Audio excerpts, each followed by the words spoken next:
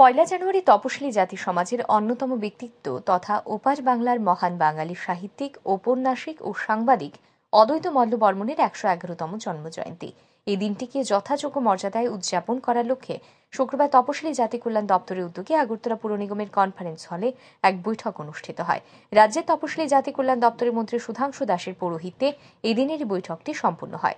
এই দিনের এই বৈঠকে উপস্থিত ছিলেন তপশিলি জাতি কল্যাণ দপ্তরের বিভিন্ন স্তরের আধিকারিক, আগরতলা পুর নিগমের mayor Dipak Majumdar, deputy mayor Monika Das Dutta, পশ্চিম ত্রিপুরা জেলা পরিষদের সভাধিপতি, সহ সভাধিপতি, পঞ্চায়েত সমিতির চেয়ারম্যান, বিভিন্ন সমাজসেবী এবং বিধায়ক বিধায়িকা সহ অন্যান্যরা। আগামী ১ জানুয়ারি থেকে ৩রা জানুয়ারি পর্যন্ত নলছড় বিধানসভা কেন্দ্রের অন্তর্গত নলছড় দশমীঘাট সংলগ্ন মাঠে এক বিশাল আয়োজনের মধ্য দিয়ে উদযাপিত হবে অদ্বৈত মল্ল বর্মণের ১১১তম জন্মজয়ন্তী। ১ জানুয়ারি দুপুর ২টোয় রাজ্যের মুখ্যমন্ত্রী প্রফেসর ডাক্তার মানিক সাহার হাত ধরে উদ্বোধন হবে এই অনুষ্ঠানের। তারপর ৩ দিনব্যাপী সন্ধ্যা ৬টা থেকে রাত ১০টা পর্যন্ত চলবে সাংস্কৃতিক অনুষ্ঠান। এই অনুষ্ঠানে রাজ্যের বিশিষ্ট শিল্পীরা অংশগ্রহণ করবেন। এছাড়াও দ্বিতীয় এবং তৃতীয় দিনে বহিরাজ্যের বিশিষ্ট শিল্পীদের পরিবেশনা থাকবে বলেই জানা গেছে। এদিন বৈঠক শেষে সংবাদ মাধ্যমের মুখোমুখি হয়ে বৈঠকে গৃহীত বিভিন্ন সিদ্ধান্ত নিয়ে বিস্তারিত তুলে ধরেন মন্ত্রী সুধাংশু দাস।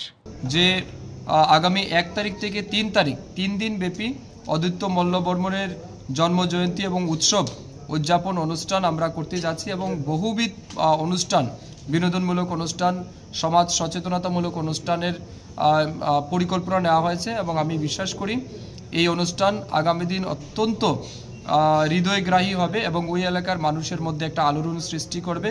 পাশাপাশি অদ্বৈত মল্ল বর্মণজির জীবনের প্রাসঙ্গিকতা সম্পর্কেও আমরা এলাকাবাসী তথা রাজ্যের মানুষের কাছে নিয়ে যাব।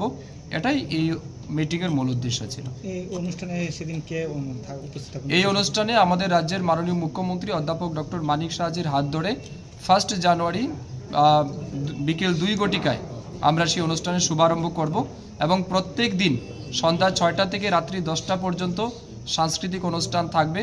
সেখানে রাজ্যের যারা আমাদের মেধাবান শিল্পীরা আছেন, বিভিন্ন প্রতিভাবান যারা শিল্পী আছেন, তারা তাদের অনুষ্ঠান পারফর্ম করবেন। সেখানে গান হবে, নৃত্য হবে, বিভিন্ন রকমের আর্ট কম্পিটিশন হবে, জারি সারি গান হবে, দামাইল কম্পিটিশন হবে, অর্থাৎ বিভিন্ন রকমের প্রোগ্রাম 3 দিন হবে। এর বাইরে আমাদের পরিকল্পনা রয়েছে দ্বিতীয় দিন এবং তৃতীয় দিন রাজ্যের বাইরে থেকে কোনো না কোনো বিশেষ শিল্পী এনে আমরা এই অনুষ্ঠানকে যাতে আরও বেশি সমৃদ্ধ করতে পারি, এই পরিকল্পনা এই কমিটি আজ গ্রহণ করেছে। এটা হবে নলছড় বিধানসভা কেন্দ্রের নলছড় দশমীঘাট যেটা রয়েছে নলছড় বাজারের পাশেই, সেই মাঠে এই অনুষ্ঠানটা আমরা করতে যাচ্ছি।